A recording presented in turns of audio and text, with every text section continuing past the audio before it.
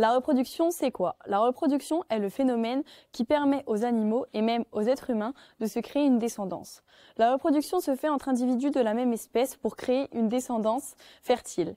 Une vache ne peut pas se reproduire avec une poule par exemple. La reproduction est assez différente entre chaque individu, c'est ce que nous allons voir. Cependant, la création du fœtus est la même pour tous les mammifères étudiés. Pour la poule qui est ovipare, en même temps que la création du fœtus, il y a création de la coquille. Les animaux ont tous une façon différente de se reproduire. Nous allons donc voir les différents modes de reproduction. Le mode de reproduction des animaux d'élevage est la reproduction sexuée. Cela implique la coopération et la fusion de deux gamètes provenant de deux organismes parentaux de sexes différents. Il existe deux types d'insémination en élevage, la monte naturelle ou l'insémination artificielle. L'IA consiste à introduire une dose de spermatozoïdes mâles appelée paillette dans l'organe génital de la femelle. Ce mode de reproduction nécessite donc l'intervention de l'homme. Le principe de l'IA est de sélectionner la semence des meilleurs reproducteurs. Elle permet donc de choisir le ou les meilleurs géniteurs, adaptés au troupeau et aux objectifs de l'éleveur, tout en limitant les risques sanitaires et le risque de blessure sur le troupeau. Pour choisir les reproducteurs, des catalogues sont mis à la disposition des éleveurs dans lesquels on peut retrouver toutes les caractéristiques de ces mâles, leurs performances ainsi que le profil de leurs descendants. Dans ces catalogues, on peut retrouver par exemple l'index ISU, index synthèse unique, qui est un index adapté et complet qui combine par exemple les caractères de production, bouchère et laitière, les caractères fonctionnels, comptage cellulaire, fertilité et longévité, et la synthèse des caractères morphologiques. Après avoir choisi la semence, l'agriculteur ou l'inséminateur pourra inséminer les femelles lorsqu'elles sont en chaleur. La monte naturelle est comme son nom l'indique naturelle, donc sans intervention de l'homme. Le troupeau d'animaux est composé d'un ou plusieurs mâles et de femelles. Lorsque celles-ci sont en chaleur, le mâle les saillit. Les avantages de l'insémination artificielle sont divers. Tout d'abord, grâce à l'IA, l'éleveur bénéficie d'une grande diversité génétique car il peut avoir une descendance de plusieurs reproducteurs en utilisant différents mâles sur son troupeau. Cela permet aussi d'éviter la consanguinité, les risques sanitaires et le risque de blessures associés à la monte naturelle. L'agriculteur peut aussi faire une sélection du géniteur, ce qui permet d'optimiser les performances de la descendance en choisissant le mâle adapté à son troupeau. Cependant, il existe aussi des inconvénients à l'insémination artificielle. En effet, il est indispensable pour l'IA que l'éleveur soit assez présent dans son troupeau pour qu'il détecte les chaleurs au bon moment. Ainsi, les principaux freins à la pratique de l'IA mis en évidence sont la charge de travail supplémentaire, le temps nécessaire à observer les animaux pour la détection des chaleurs, ainsi que la difficulté à les détecter. Par exemple, chez les porcs, il est obligatoire d'avoir un Vera pour détecter les chaleurs de la truie. Cela complique donc l'IA. La monte naturelle est d'abord un gain de temps pour l'éleveur. Il est indéniable que la monte naturelle limite les interventions de l'éleveur. Pas besoin de s'occuper de la détection des chaleurs, le taureau s'en occupe très bien et les vaches sont saillies au bon moment. Cependant, on ne peut pas avoir une grande diversité génétique avec de la monte naturelle car il est difficile d'avoir plusieurs taureaux dans le troupeau. La monte naturelle peut également augmenter le risque de consanguinité, le risque donc de mettre une petite fille sur son grand-père. Et la monte naturelle peut aussi engendrer des accidents, par exemple un écartèlement d'une vache suite à la monte du taureau. Ces deux techniques présentent donc des avantages et des inconvénients. Pour ce qui est des coûts, ils sont assez variables selon la race du taureau sélectionné.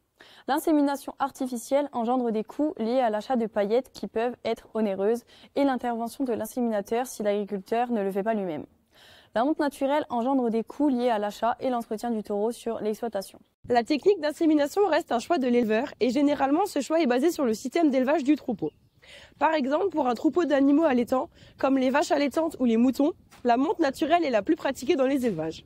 Cela permet à l'agriculteur de se libérer du temps.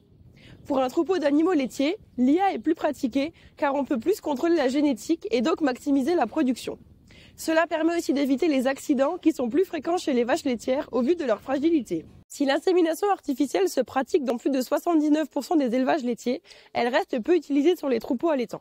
En effet, 67% des élevages allaitants sont en monte naturelle et en 2017, seuls 5% des troupeaux sont intégralement à l'IA. Chez les autres animaux d'élevage comme le cochon, le cheval et les chèvres, les deux techniques d'insémination sont possibles et sont pratiquées. Chez la poule et le mouton, c'est généralement la monte naturelle qui est préconisée et répandue dans les élevages. Une fois que la femelle est inséminée, l'embryon va se développer dans l'utérus de la mère pendant la durée de gestation de l'animal. Une fois la gestation finie, la femelle va mettre bas. On appelle ça la parturition. La reproduction se fait en fonction des chaleurs des femelles, qui s'apparentent aux règles pour les femmes. Une fois que la femelle est en chaleur, l'éleveur peut appeler l'inséminateur pour inséminer la femelle, ou sinon le mâle du groupe s'occupera d'inséminer la femelle lui-même. Les coqs et les poules n'ont pas d'organes génitaux externes. Le coq et la poule procréent en utilisant un orifice interne, le cloaque. Lorsque le cloaque de la poule et le cloaque du coq se touchent, Les spermatozoïdes du coq sont déposés à l'entrée de l'appareil génital de la poule. Il n'y a pas de pénétration. Les spermatozoïdes du coq vont ensuite descendre le long du conduit reproducteur de la poule appelé oviducte pour rejoindre l'ovule. Il se fait très peu d'insémination artificielle chez les poules, c'est majoritairement sur les dindes et les pintades. Chez les mammifères, la reproduction et la fabrication du fœtus se font de la même façon que pour les humains. Cependant, la durée de gestation change. Par exemple, il faut 338 jours de gestation pour le cheval, 150 pour la chèvre ou encore 280 pour la vache. Il n'y a que pour la poule où le système est légèrement différent car la poule est ovipare. Cela veut dire qu'elle pond des œufs.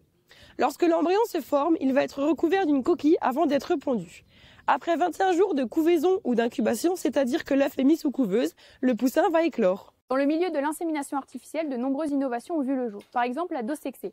La dose sexée consiste à ne prendre que les spermatozoïdes qui possèdent le chromosome X pour que l'union du spermatozoïde et de l'ovule donne forcément du XX pour obtenir une femelle. La deuxième innovation est le collier de détection de chaleur.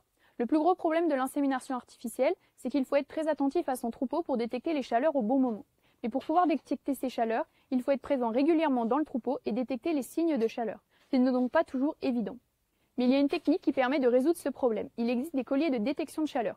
Ces colliers munis de capteurs sont mis sur les animaux. Ils sont reliés à des serveurs et lorsque le collier détecte une chaleur, il prévient l'agriculteur via une alerte sur une application. C'est une technologie innovante mais qui a quand même un coût.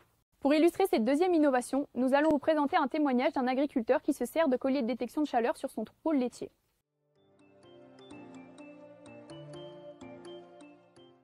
Je suis futur installé au 1er avril sur le GAEC d'Ido, donc il est composé de mon père et mon oncle qui sont tous les deux associés actuellement. Et au 1er avril, je m'installe avec mon frère, donc sur une reprise d'exploitation, enfin de surface, une reprise de 50 hectares. Donc l'exploitation aura 250 hectares. On a à peu près 130 vaches laitières pour une production d'un bon million 4. On engraisse tous nos mâles. Et puis voilà quoi, pour les cultures on fait blé et colza et avec 25 hectares de prairies permanentes et puis le reste de la SFP en maïs et puis en prairies temporaires.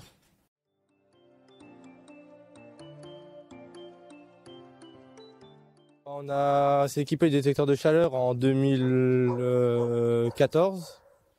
Donc on a fait le choix, c'est quand on a reconstruit un bâtiment pour les genisses un peu plus loin des vaches laitières, donc on les voyait moins souvent.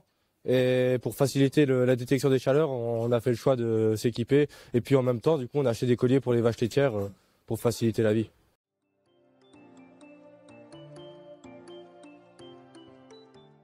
Boîtier, ça va, mais c'est sûr que les colliers, c'est assez cher, surtout que c'est du consomme. Enfin, ça au bout de 5-6 ans, nous, on a déjà beaucoup de colliers qui marchent plus.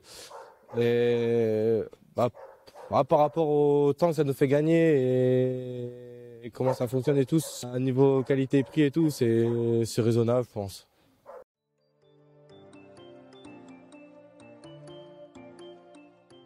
Oui, un gain de temps quand même parce que avant il fallait y aller régulièrement dans la journée et puis on savait pas quelle bête regarder. Là maintenant on sait que quand on y va, on a déjà vu repérer sur le détecteur quelle bête fallait regarder vraiment précisément. Et puis un gain de détection c'est surtout au niveau, faut dire qu'on est en IPE, donc on assimile nous-mêmes et on sait vraiment à quel moment de la journée assimiler la bête. Donc avec le détecteur de chaleur c'est facile en voyant la courbe à quel moment assimiler. Après, on assimile que matin et soir parce qu'on va pas s'amuser toute la journée, mais on favorise le moment de l'assimilation. La vidéo sur la reproduction est maintenant terminée.